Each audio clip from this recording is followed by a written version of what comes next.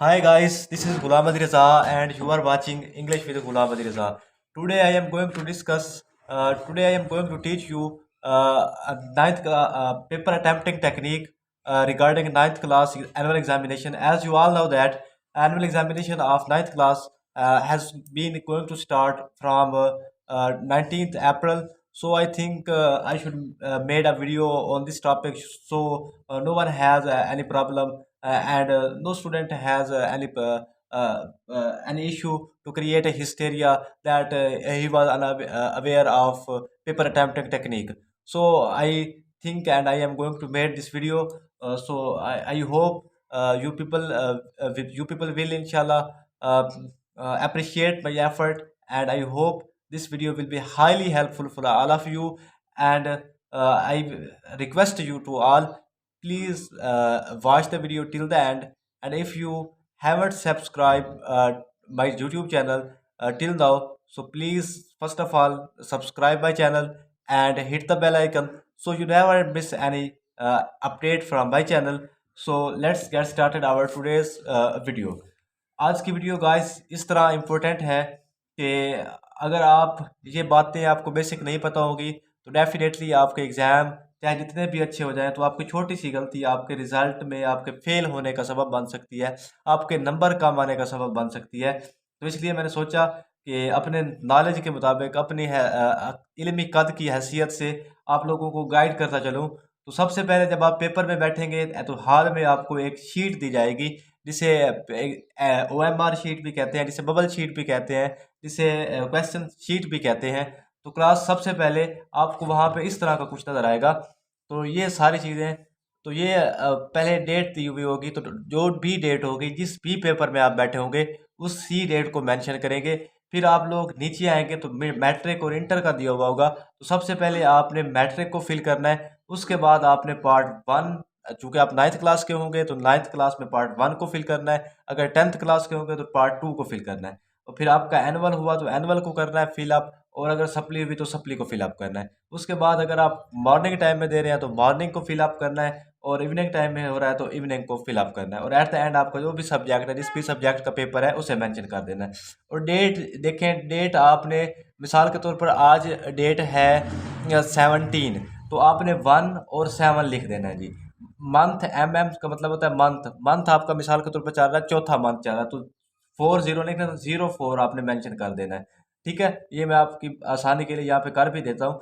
और ईयर चूंकि आपका 2023 चल रहा है, और पेपर चूंकि आपका मॉर्निंग में हो तो मॉर्निंग में फिलअप कर देना, इवनिंग में हो तो इवनिंग में। और सबसे ज़रूरी बात, जब आपको MCQs की शीट दी जाएगी तो वहाँ पे आपको पेपर कोड लिखा हुआ मिलेगा, तो सबसे पहले आपने उस पेपर कोड को यहाँ पे मेंशन कर लेना है। अब इसे फिलअप कैसे करना है वो भी मैं आपको सिखाता हूँ। मिसाल के तौर पर अगर फ़र्ज़ कर लें, अगर आपको पेपर कोड आपका होता है 2324, तो सबसे पहले आपने करना क्या है, पहले इस लाइन में जहाँ पे 2 लिखा है उसी लाइन में आपने देखना है कि 2 आपके पास कहाँ पे लिखा हुआ है, तो 2 को फिलअप कर देना है। फिर जहाँ पे 3 लिखा है तो 3 को फिलअप कर देना है। फिर उसी लाइन में 2 को फिलअप कर देना है जहाँ पे 2 लिखा हुआ है, और फिर उसी लाइन में जहाँ पे 4 लिखा हुआ है उस 4 को आपने फिलअप कर देना है। फिलअप करने का उन्होंने तरीकाकार बताया है कि इस तरह मुकम्मल तरीके से करना है, ये तरीके आपके गलत होंगे। और एक बात कि अगर आप पेन से करेंगे फिलअप तो उससे हो सकता है कि आपकी स्याही फैल जाए, तो कंप्यूटराइज्ड शीट उसे कंप्यूटर चेक नहीं कर पाएगा। तो उस हवाले से आप कॉन्शियस होकर जाएं, आपके पास बॉल पॉइंट होनी चाहिए, या आपके पास वो दूसरा होना चाहिए, पॉइंटर होना चाहिए। तो उस हवाले से भी आप कॉन्शियस होकर जाएं।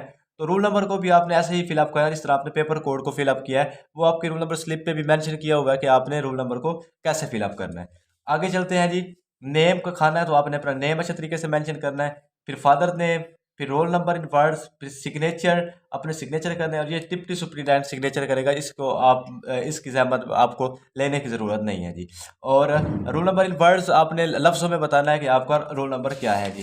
तो तो ये तो पेपर के मुतल्लिक हो गई जनरल बात। अब इंग्लिश का पेपर है पहले, तो इंग्लिश का पेपर आपने अटैम्प्ट कैसे करना है। तो मिसाल के तौर पर अब आपके पास इंग्लिश का एनुअल पेपर आपके सामने आ चुका है, और आप पेपर अटैम्प्ट करने जा रहे हैं, और MCQs आपके हो गए।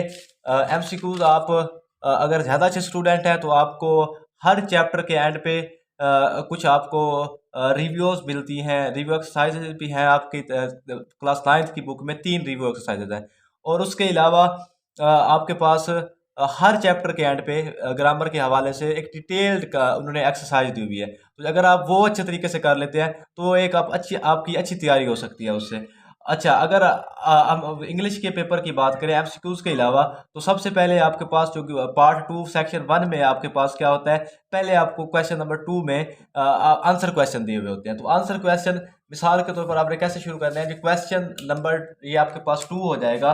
आपने ऊपर मेंशन कर देना है जी क्वेश्चन नंबर 2। और मिसाल के तौर पर आपको उसके हैं जी 7 पार्ट, 7 में से आपने करने हैं 5 पार्ट। तो आपको मिसाल के तौर पर सॉरी 8 पार्ट है, 8 में से आपने 5 करने हैं।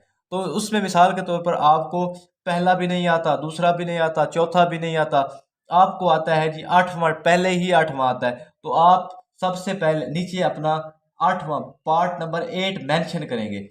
और ये नहीं कि आप आपका जो वो पहला क्वेश्चन है और क्वेश्चन पेपर पे वो 8वां है तो आप वहाँ पे पहला मेंशन करेंगे, नहीं। अगर पहला मेंशन करेंगे और क्वेश्चन पेपर पे 8वां हुआ तो वो आपका सवाल गलत कंसीडर किया जाएगा। तो इस हवाले से भी आपने कॉन्शियस होकर रहना है। और इसके बाद अगर आपने मिसाल के तौर पर क्वेश्चन नंबर 2 आता था आपको, तो आपने क्वेश्चन नंबर 2 की तरफ जाना है। याद रखिएगा स्टूडेंट, जो आपका चेकर है उसे अपने वो 40-50 रुपए अजीज़ हैं, आपका फ्यूचर उसे कोई अजीज़ नहीं है। तो आपने अपने फ्यूचर के साथ अपने साथ खुद सिंसियर होना है कि जो चीज़ें आपको अच्छे से आती हैं सबसे पहले उन्हें करने की कोशिश करें, ताकि एग्जामिनर पे आपका एक अच्छा इंप्रेशन डेवलप हो। और ये ना हो कि आप लोग मतलब आपको जो चीज़ें नहीं आती आप वो पहले कर लें, जो आती हैं उन्हें बाद में कर दें। इस तरह एक तो आपका टाइम मैनेजमेंट में भी मसला होगा, और दूसरा ये है कि आपके रिजल्ट पे भी बुरा असर पड़ सकता है इससे। तो इस चीज़ से आपने अवॉइड करना है। और इसके अलावा अगर बात करें सेक्शन 2, तो सेक्शन 2 में आपने यहाँ पे पहले मेंशन कर लेना है जी सेक्शन सेक्शन 2 आपके पास है जी। सेक्शन 2 मेंशन कर लेंगे तो वहाँ पे आपको क्या है, ट्रांसलेशन दी हुई है। 3 पैराग्राफ होते हैं, आपने 2 करने होते हैं, 2 पैराग्राफ की आपने ट्रांसलेशन करनी होती है। तो इस हवाले से आपने 2 पैराग्राफ की ट्रांसलेशन, तो सबसे पहले मिसाल के तौर पर अगर आपको तीसरे की आती है, अच्छे से आती है, तो पहले आप यहाँ पे सी मेंशन करेंगे। और इसकी जब ट्रांसलेशन कर लेंगे तो यहाँ पे फिर आप बेशक आपको पहली आती है तो आप यहाँ पे ए मेंशन कर दें, और जहाँ पे ट्रांसलेशन करके फिर आपने आगे पेपर की तरफ जाना है। अगर मिसाल के तौर पर ऐसा नहीं भी होता, आपको पहला क्वेश्चन नंबर 2 में से एक सवाल भी नहीं आता, क्वेश्चन नंबर 3 भी नहीं आता, आप डायरेक्ट क्वेश्चन नंबर 4 भी कर सकते हैं, आप डायरेक्ट क्वेश्चन नंबर 5 भी कर सकते हैं।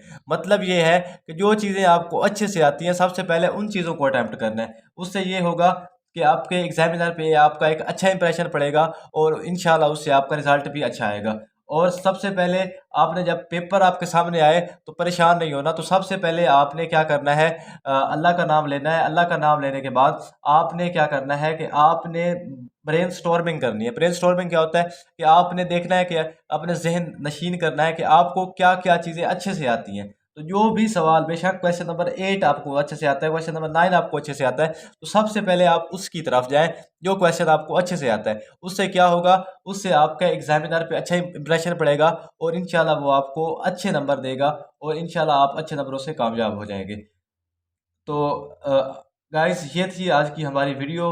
आई होप आपको वीडियो पसंद आई होगी। अगर वीडियो पसंद आई हो तो गाइस चैनल को सब्सक्राइब कर दें, वीडियो को शेयर कर दें। Thank you, take care, and till the next video, अल्लाह हाफिज़।